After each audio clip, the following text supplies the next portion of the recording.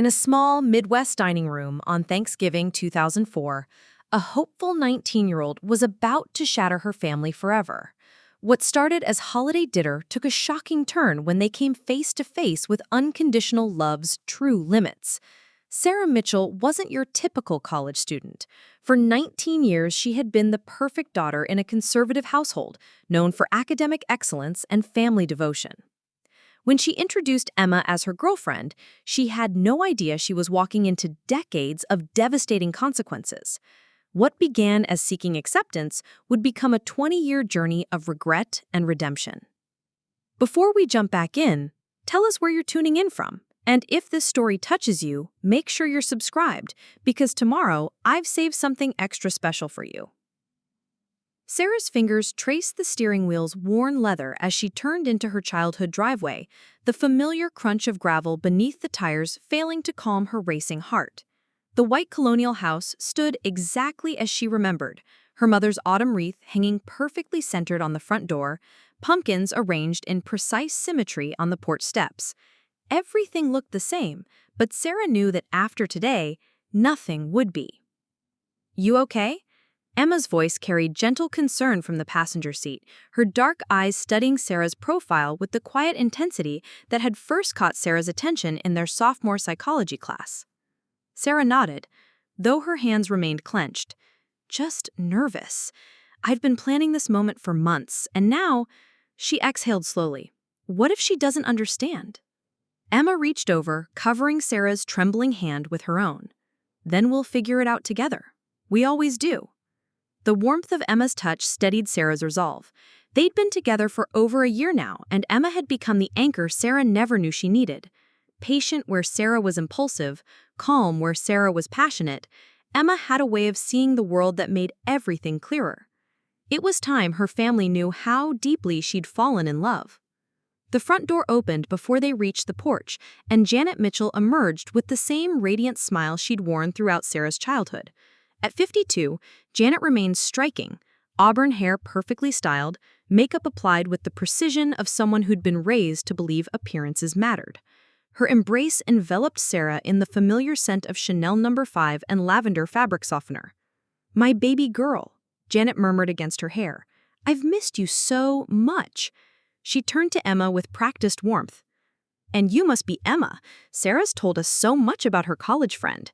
The word friend struck Sarah like a physical blow, though she forced herself to smile. Emma stepped forward gracefully, extending her hand with the poise that came naturally to her. "Mrs. Mitchell, thank you so much for including me in your Thanksgiving. I know how special family time is." "Nonsense," Janet waved dismissively. "Any friend of Sarah's is family here. Come in, come in. David's already rating the appetizers, and your father's attempting to carve the turkey without destroying it completely." Inside, the house hummed with familiar holiday energy. The dining room table gleamed under Janet's best china, and the air carried the rich aroma of sage stuffing and Janet's famous sweet potato casserole.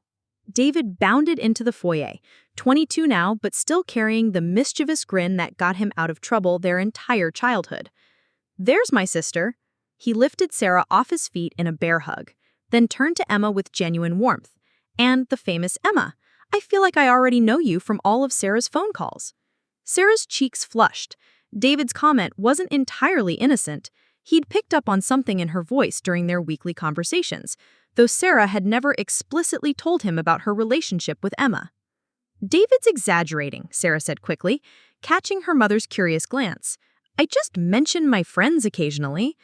Throughout dinner preparation, Sarah found herself cataloging details with new intensity. The way her mother hummed while arranging flowers, the careful precision with which she folded napkins, and the genuine delight in her eyes when discussing Sarah's academic achievements. Janet had always been a devoted mother, and that made what Sarah was about to do feel simultaneously urgent and terrifying. Emma fit seamlessly into the family rhythm, helping in the kitchen without being asked, laughing at her father's terrible jokes, engaging Janet in conversation about architecture, Emma's major, with genuine interest. Sarah watched her family fall under Emma's quiet spell and felt her heart swell with pride and love. As they gathered around the dinner table, Janet led them in the traditional family prayer. Sarah found herself studying her mother's bowed head, memorizing the way the candlelight caught the silver threads beginning to weave through her auburn hair. This might be the last time she saw her mother look at her with complete, unconditional love. Dinner passed in a blur of familiar conversations: David's latest girlfriend, Sarah's grades, their father's work stories, Janet's church committee updates. Emma contributed easily, asking thoughtful questions that made Janet beam with pleasure. Several times, Sarah caught her mother watching Emma with genuine fondness, and hope bloomed in her chest. As they gathered in the living room with coffee, Sarah felt the moment crystallizing. Her family was relaxed, happy.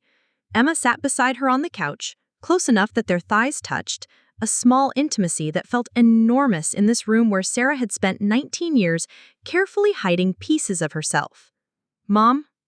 Dad, there's something I need to tell you." Janet looked up from her coffee cup, eyebrows raised with motherly curiosity. "What is it, sweetheart?" Sarah reached for Emma's hand, drawing strength from the contact. Emma's fingers intertwined with hers, warm and sure. "Emma isn't just my friend. We're together. We've been together for over a year, and I'm in love with her." The silence that followed felt infinite. Sarah watched her mother's face transform. Confusion flickering first, then understanding, then something harder to read. Janet's gaze dropped to their joined hands, and Sarah saw the exact moment comprehension settled into something else entirely. "Sarah," Janet's voice carried a forced lightness that made Sarah's stomach clench. "Honey, I think you're confused about what you're feeling. College is a time for experimentation, for trying new things. But this," she gestured vaguely at their hands, "this is just a phase. You'll grow out of it." The words hit Sarah like a physical blow. "Mom, it's not a phase. I know who I am, and I know what I feel for Emma." Janet's composure cracked slightly. "Don't be ridiculous, Sarah. You've always been attracted to boys. Remember Tommy Peterson? You had such a crush on him in high school." "Because I thought I was supposed to. Because I was trying to be what everyone expected me to be. But this is real, Mom. Emma and I, what we have, it's real." Janet stood abruptly, her coffee cup clattering against the saucer. "I won't listen to this. You're my daughter, and I know you better than you know yourself right now. This is just college confusion, and I won't have you embarrassing our family with this nonsense." "Janet," Sarah's father said quietly, his voice carrying a warning, but Janet was beyond hearing. "She's 19, Robert, 19 years old, and thinks she knows about love. Well, I've been alive twice as long, and I know what real love looks like. It's not this experiment." Emma squeezed Sarah's hand but remained silent, her face carefully composed, despite the tears Sarah could see gathering in her eyes. David shifted uncomfortably, caught between loyalty and discomfort. "You don't get to decide who I love," Sarah said, standing to face her mother, "and you don't get to dismiss the most important relationship in my life as an experiment." Janet's face hardened. "As long as you live under my roof and carry our family name, I absolutely do get to have a say. This stops now, Sarah. You'll finish school, you'll come home, and you'll remember who you really are, not this person you're pretending to be to fit in with your college friends." The cruelty of it, the complete dismissal of not just Sarah's identity, but Emma's very existence, left Sarah breathless. "I see. So your love comes with conditions after all?" Janet flinched. "My love is trying to save you from a mistake that will ruin your life." "No." Sarah stood, still holding Emma's hand. "Your love is asking me to be someone I'm not, to make you comfortable. And that's not love at all." They left the next morning without breakfast, without the traditional leftover turkey sandwiches, without the long goodbye hugs that had marked every departure from this house. Sarah packed with mechanical precision, while Emma waited in the car, understanding that some battles needed to be fought alone. Janet stood in the kitchen window as they drove away, her figure small and rigid against the morning light. Sarah didn't look back, though she felt the weight of her mother's gaze following them down the street. Emma drove in silence until they reached the highway, then pulled over and held Sarah while she sobbed for everything she'd just lost. Behind them, Janet remained at the window long after their car disappeared, her coffee growing cold in her hands. She told herself she'd done the right thing, that she was protecting her daughter from a mistake that would define her entire life. But the emptiness of the house pressed against her chest, and for the first time in her carefully ordered life, Janet Mitchell wondered if she might have just made the biggest mistake of all. The phone call to Pastor Williams that afternoon felt like a lifeline. His reassurance that she'd acted out of love, that sometimes parents had to make hard choices to guide their children back to the right path, soothed the doubt that had been gnawing at her since dawn.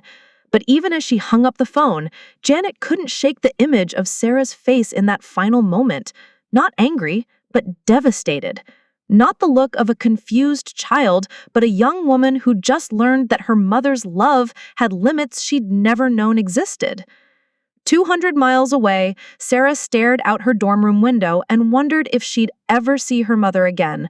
The pain felt endless, but beside her, Emma's steady presence reminded her that some families were chosen, not born. It would take time to heal, but for the first time in her life, Sarah knew exactly who she was. The question now was whether that would ever be enough for the woman who had raised her to believe in the power of unconditional love before demonstrating that such love might not exist after all. Janet looked up from her coffee cup, eyebrows raised with motherly curiosity. "What is it, sweetheart?" Sarah reached for Emma's hand, drawing strength from the contact. Emma's fingers intertwined with hers, warm and sure. "Emma isn't just my friend. We're together.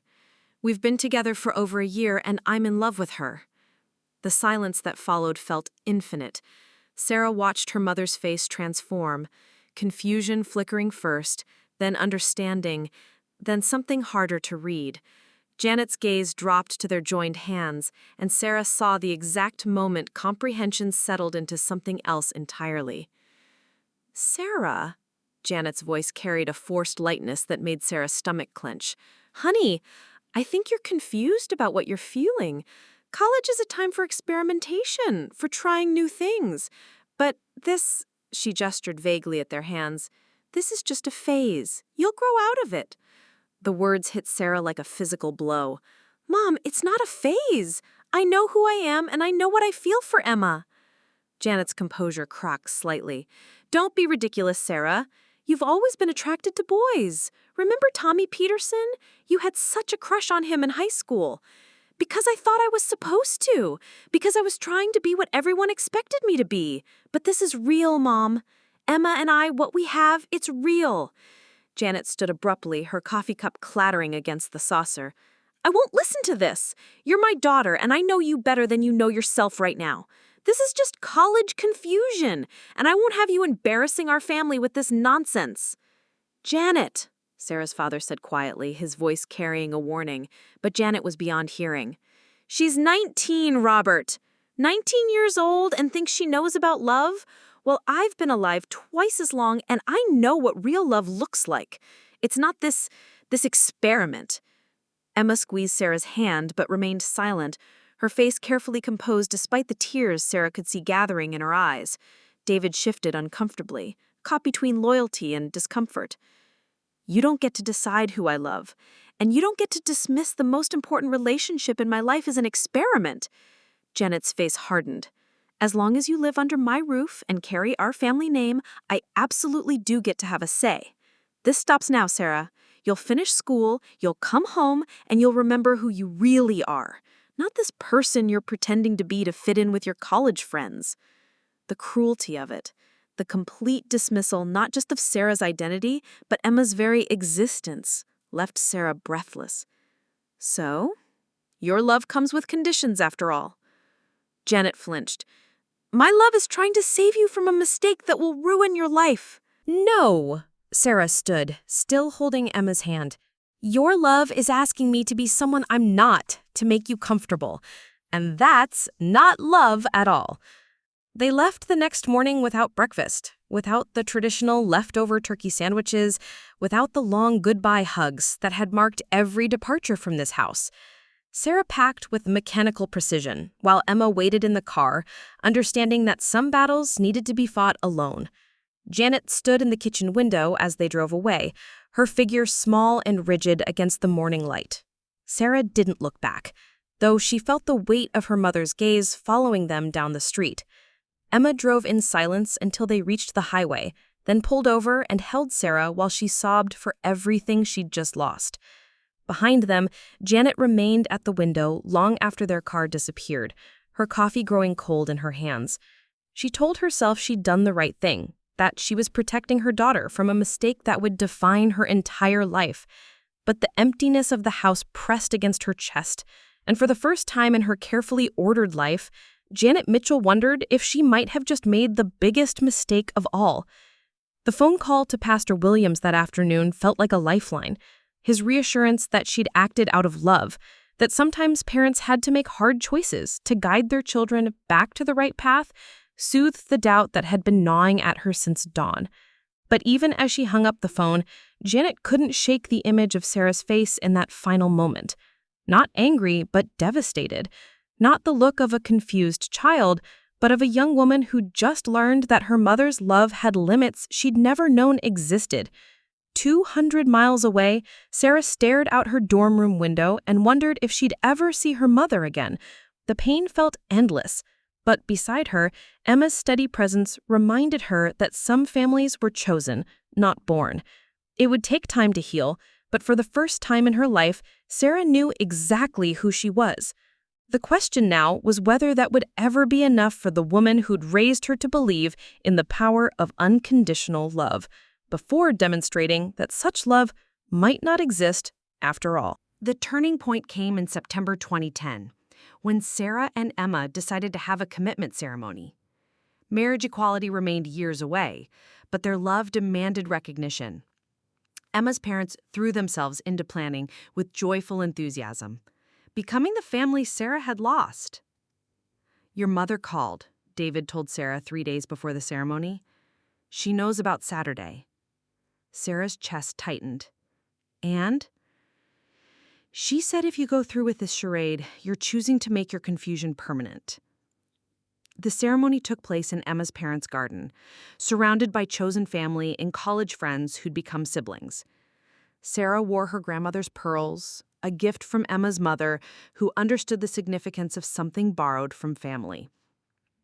As they exchanged vows, Sarah caught sight of a familiar figure standing across the street, partially hidden behind an oak tree. Her father! Robert Mitchell stood in the shadows, tears streaming down his face as he watched his daughter promise her life to the woman who'd brought her such obvious happiness. He stayed until the last guest left, memorizing details he could never share with Janet. The way Sarah glowed, how Emma's family embraced their new daughter, the joy that radiated from every moment. That night, he returned home to find Janet waiting in their bedroom, her face carefully neutral. "How was your evening walk?" she asked. "Enlightening," he replied, the word carrying weight she chose not to examine. Their secret drove a wedge that would never fully heal. Janet sensed his growing distance but refused to acknowledge its source. Meanwhile, Sarah and Emma began discussing adoption, their love ready to expand into the family Janet would never know existed until it was too late to matter. The baby's cry pierced the hospital quiet, and Sarah felt her heart reorganize itself around an entirely new center of gravity. Michael Chen Mitchell, 6 pounds and 3 ounces of perfect possibility, stared up at her with dark eyes that seemed to hold ancient wisdom. "Hello, little one," Sarah whispered, her voice thick with tears. "I'm your mama."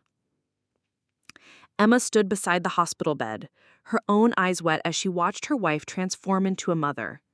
The adoption process had taken 18 months, but holding Michael felt like the culmination of everything they had built together. Their family was complete. 200 miles away, Janet moved through her empty house like a ghost. Robert's absence felt permanent now. though the heart attack had taken him only 3 days earlier. The funeral had passed in a blur of casseroles and condolences, but the silence afterwards stretched endlessly. His final words haunted her. "I should have fought harder for her, Janet, for both our children." She dismissed it as delirium from the pain medication, but now, alone, with his reading glasses still on the nightstand and his coffee mug unwashed in the sink, his words carved deeper into her consciousness. David appeared on her doorstep that evening, his face drawn with his own grief. "Mom, there's something you need to know." Janet poured coffee with mechanical precision, noting how David's hands shook slightly. Grief affected everyone differently. Sarah had a baby, well, adopted one, a little boy named Michael. The coffee cup slipped from Janet's fingers, shattering against the kitchen floor. Dark liquid spread across the tiles like spilled secrets. "She what?" 3 days ago. Dad knew. He'd been getting updates from me for years. Janet sank into her chair, the betrayal and revelation crashing over her simultaneously. "Your father knew!" "He attended her commitment ceremony. He wanted to tell you, but..." David's voice cracked. "He said you'd made your choice clear." "I have a grandson." The words felt foreign in her mouth, like a language she'd never learned to speak. David reached into his wallet, producing a photograph, Sarah holding a tiny bundle, Emma's arms wrapped around them both. The joy radiating from their faces was unmistakable, and for a moment, Janet saw not the confusion she'd convinced herself existed, but a family bound by the same fierce love she'd once felt for her own children. "His name is Michael Robert," David continued, watching his mother's face carefully. "They named him after Dad." That night, Janet sat in her husband's chair, holding the photograph under the lamplight. The baby's face was peaceful, unaware of the grandmother who'd chosen absence over acceptance. Sarah looked older, more confident, the uncertain 19-year-old replaced by a woman who'd built something beautiful from the ashes of maternal rejection. A knock at the door interrupted her vigil. Rosa Martinez stood on the porch, holding a covered dish and wearing the concerned expression of someone who'd watched her neighbor struggle alone for too long. "I brought enchiladas. Nobody should grieve alone," Rosa said simply. Janet wanted to refuse, to maintain the fortress of solitude she'd constructed, but something in Rosa's warm brown eyes, perhaps the echo of maternal love Janet had forgotten how to express, made her step aside. "I have a grandson," Janet whispered as Rosa settled the dish on the counter. "I know, mija," Rosa replied gently. "David told me. The question is, what are you going to do about it?" For the first time in 9 years, Janet Mitchell didn't have an answer. Rosa's enchiladas became a weekly tradition, though Janet suspected the food was merely an excuse for the conversations that followed. Her neighbor had a gentle way of asking questions that penetrated defenses Janet had spent years constructing. "Tell me about your son," Rosa said one evening, watching Janet push food around her plate. "The one you're missing." "I'm not missing anyone," Janet replied automatically. But the words felt hollow even to her. Rosa's knowing smile carried decades of maternal wisdom. "Mija, I raised a gay son. I know what that fear looks like." The admission hung between them like a bridge Janet wasn't sure she could cross. "Your son is married to a wonderful man named Carlos. They have 2 children." Rosa's voice carried pure love. "It took me time to understand that love doesn't change because it looks different than what we expected." Meanwhile, Sarah's world expanded again. Lily's adoption at 18 months brought different challenges. A toddler who'd experienced neglect, who needed patience and consistency to learn trust. Sarah found herself drawing on reserves of strength she hadn't known existed. "She's beautiful," Emma murmured, watching Sarah rock their daughter through another nightmare. 3-year-old Michael had appointed himself Lily's protector, bringing her his favorite stuffed elephant whenever she cried.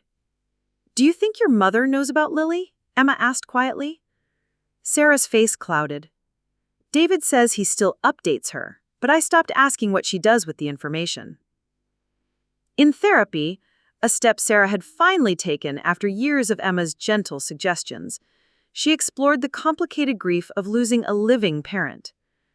It's like she died, but she's still out there making the choice every day not to know us. Dr. Peterson, her therapist, leaned forward. How does that feel, knowing she's choosing absence?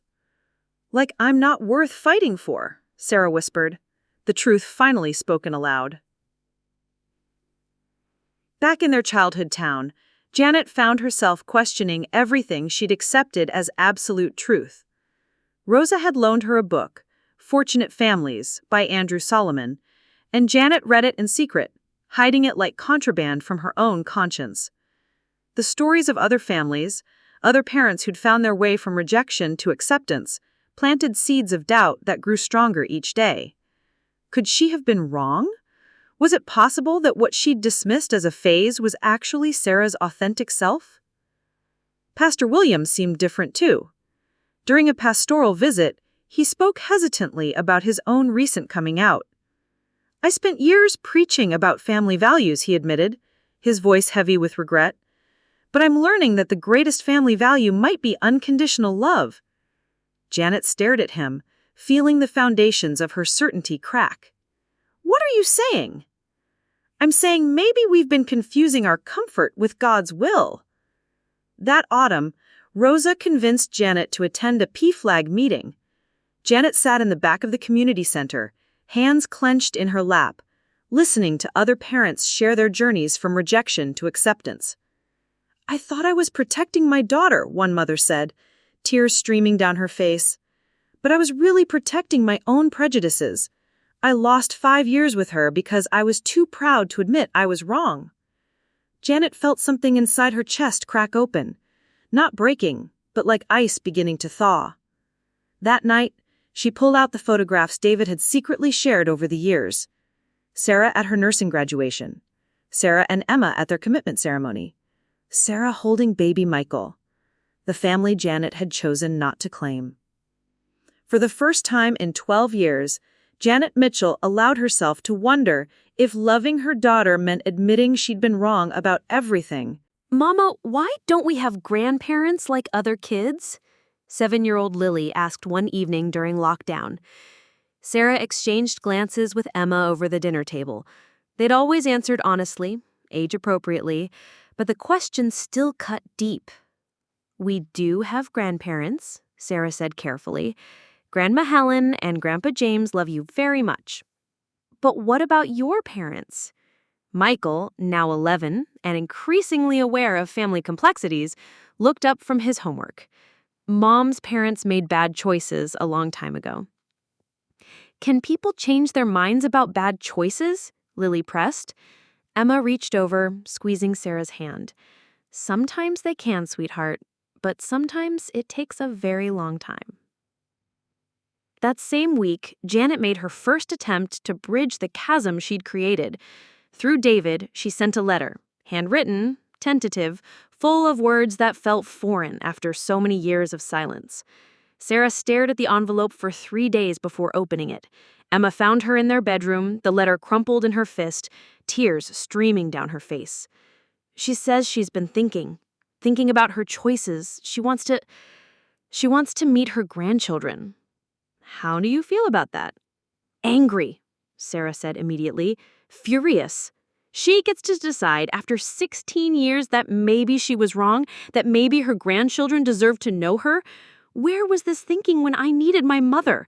When I was 25 and terrified about becoming a parent myself? When Michael took his first steps? When Lily had nightmares and I didn't know how to help her? Emma held her while she sobbed. 16 years of suppressed grief pouring out at once. Janet waited for weeks for a response that never came. Dr. Chen helped her understand why. Timing matters, the therapist explained. You're ready to heal now, but Sarah may not be. She's built a life without you. Admitting you back in means risking that stability.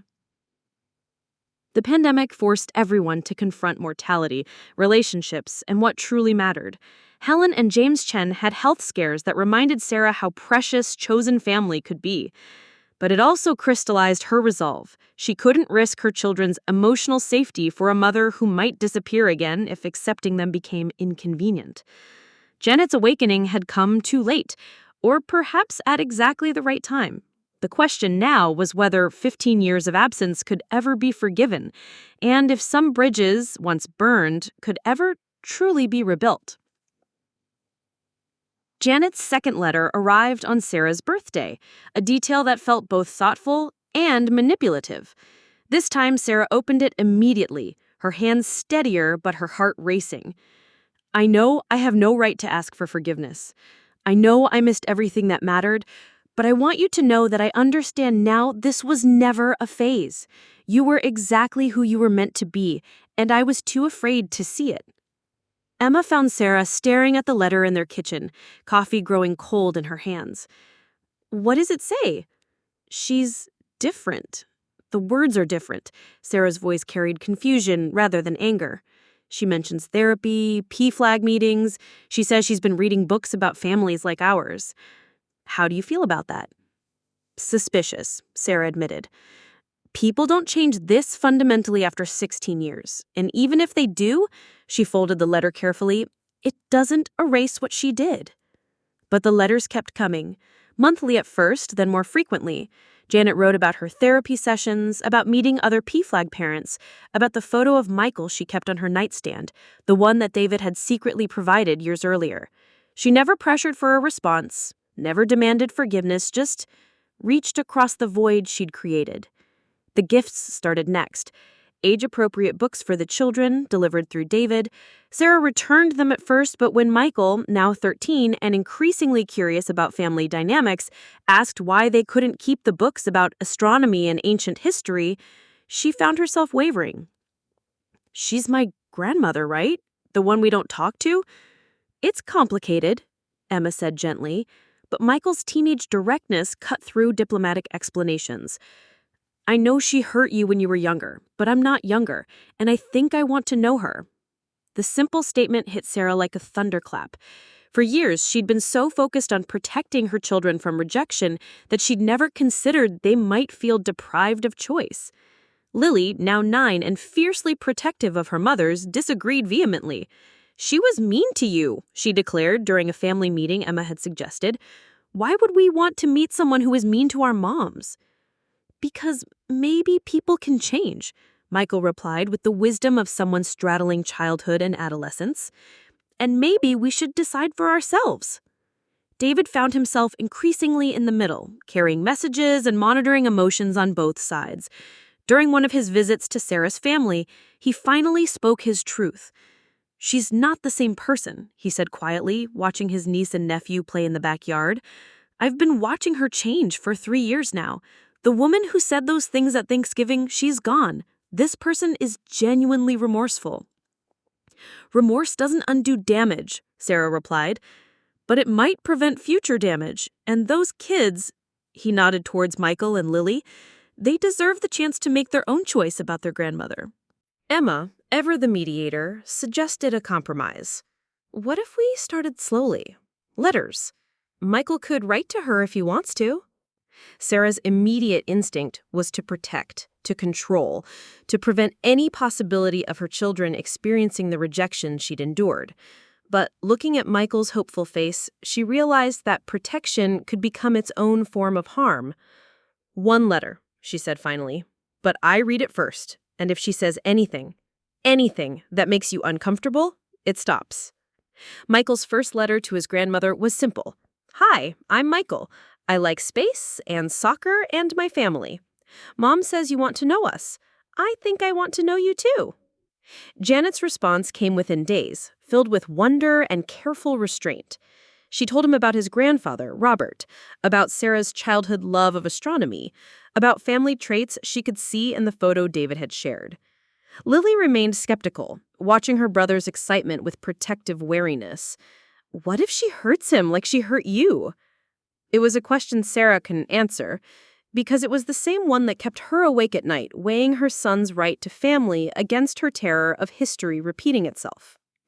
The park bench felt like a neutral battleground. Sarah arrived 30 minutes early, needing time to steady her nerves before facing the woman who'd shaped her understanding of conditional love. Emma sat beside her, a quiet anchor in the storm of emotions threatening to overwhelm them both. "We can leave any time," Emma reminded her, squeezing her hand. "This is your choice." Michael bounced nervously beside them, 14 now and tall for his age, while Lily hung back, arms crossed in protective defiance. She'd agreed to come, but made her skepticism clear.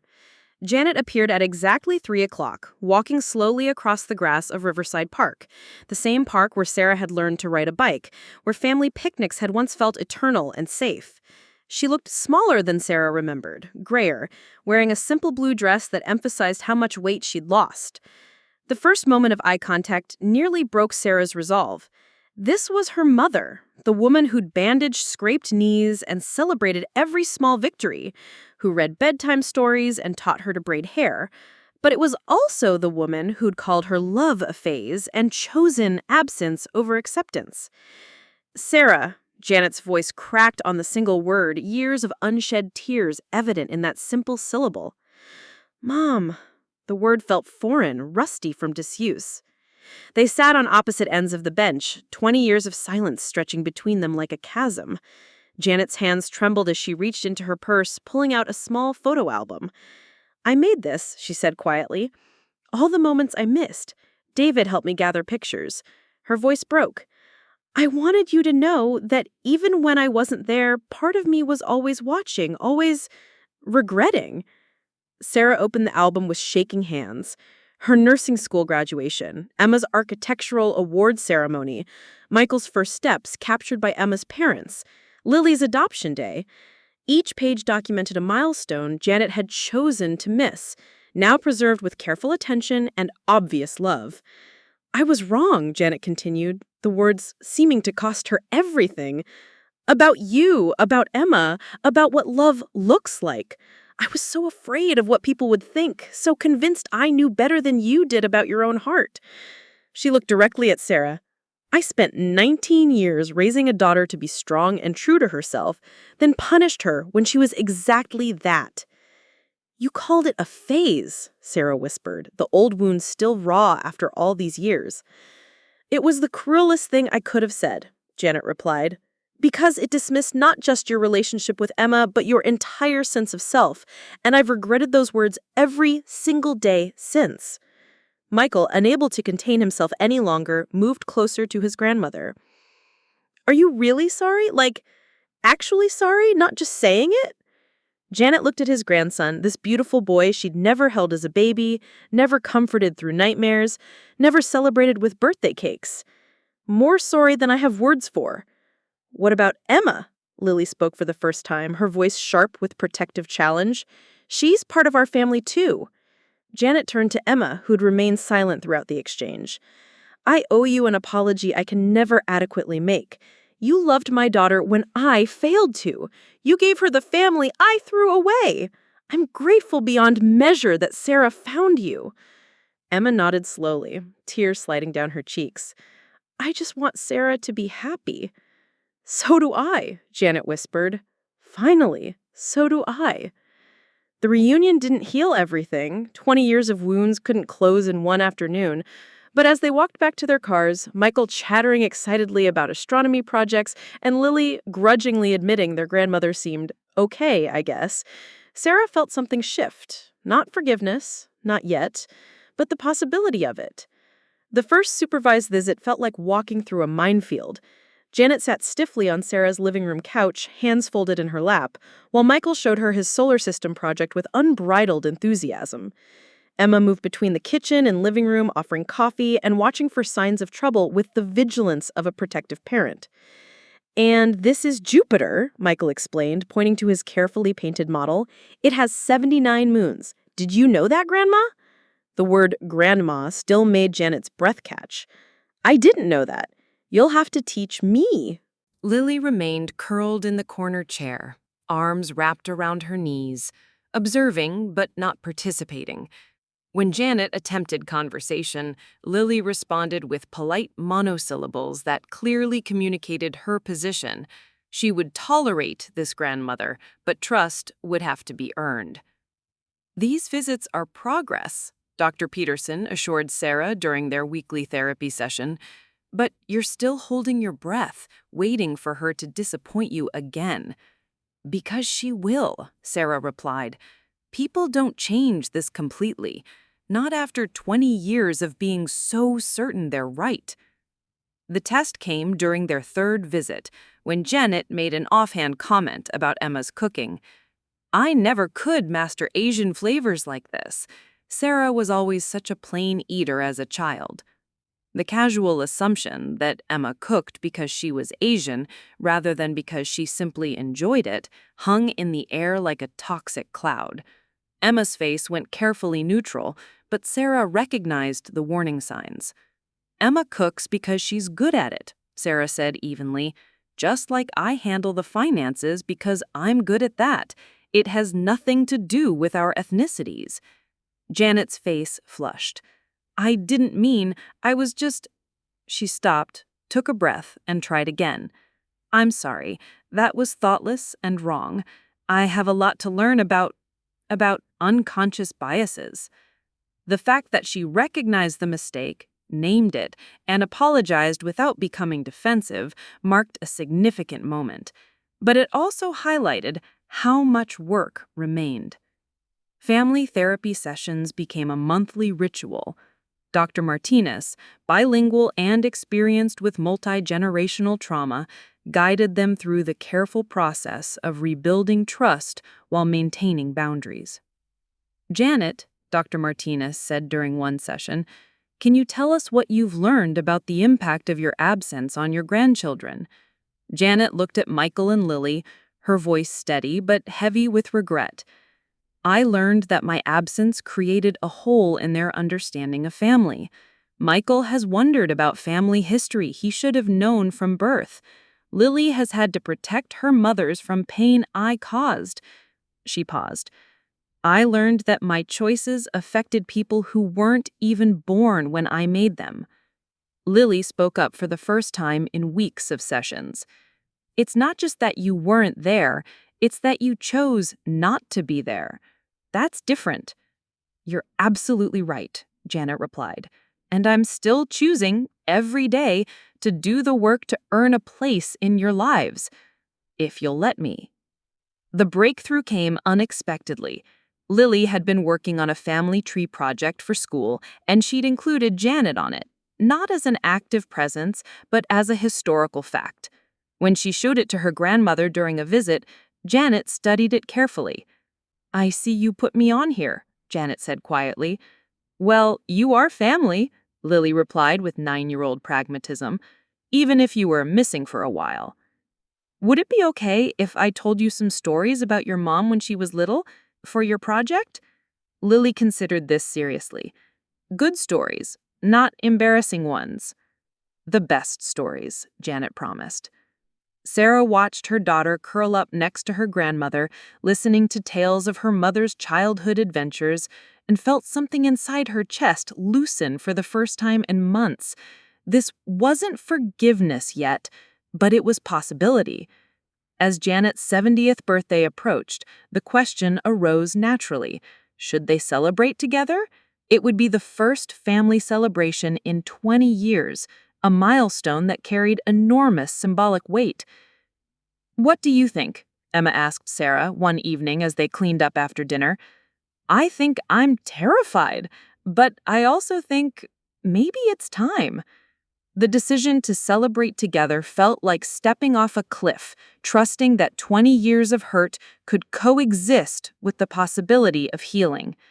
The birthday cake sat in the center of Emma's parents' dining table, 70 candles creating a warm glow that seemed to illuminate more than just the room. Janet Mitchell's 70th birthday party was a gathering that would have been impossible to imagine just 2 years earlier. 3 generations united not in perfection, but in the messy, complicated work of healing. Rosa Martinez sat beside Pastor Williams, 2 people who'd helped guide Janet through her transformation. Helen and James Chen moved easily between guests, their acceptance of Janet cautious but genuine. David beamed from the corner, finally able to stop playing mediator between the women he loved. "I have something to say," Sarah announced, standing near the head of the table. The room quieted, conversations pausing as attention focused on her. 20 years ago, I thought love was supposed to be unconditional. When I learned it had conditions, I was devastated. But I've learned something important since then. Unconditional love isn't something you receive, it's something you choose to give. She looked directly at her mother. I can't pretend those 20 years didn't happen.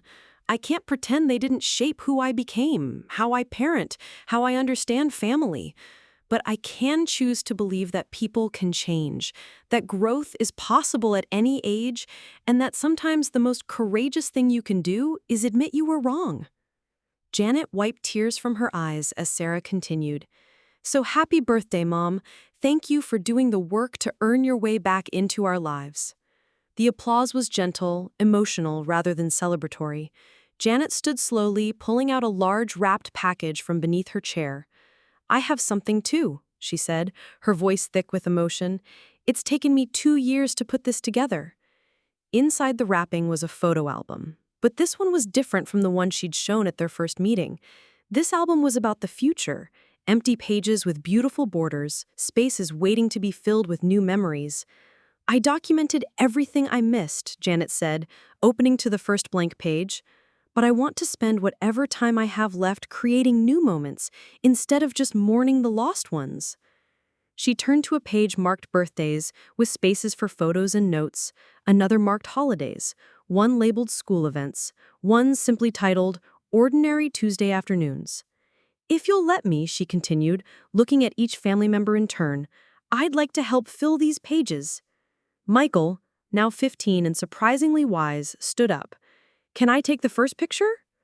The photo he captured with his phone showed 4 generations around one table. Rosa and Pastor Williams, representing the community that had supported change. Helen and James Chen, the family who'd filled the space Janet had vacated. David, the bridge who'd never stopped believing in reconciliation. Emma, the woman whose love had been dismissed as temporary. Sarah, the daughter who'd learned to protect herself while remaining open to possibility. And Janet, the mother who'd spent 20 years learning that love meant accepting rather than controlling. Lily, who'd remained quiet through most of the evening, surprised everyone by approaching her grandmother as guests began to leave. Grandma, can you teach me how to make that banana bread you brought last week? Janet's smile was radiant. I would love nothing more. As the evening wound down, Sarah and Janet found themselves alone on the back porch, the first time they'd been truly alone together since that devastating Thanksgiving 20 years earlier. Do you think we can really do this? Rebuild something real? Janet considered the question carefully. I think we can build something new, different from what we had before, but maybe stronger because we both chose it this time. The autumn air carried the scent of falling leaves and new beginnings. 20 years had been lost, but many more stretched ahead. Years to fill those empty photo album pages with the messy, imperfect, beautiful work of being family. Up next, you've got 2 more standout stories right on your screen. If this one hit the mark, you won't want to pass these up. Just click and check them out. And don't forget to subscribe and turn on the notification bell so you don't miss any upload from us.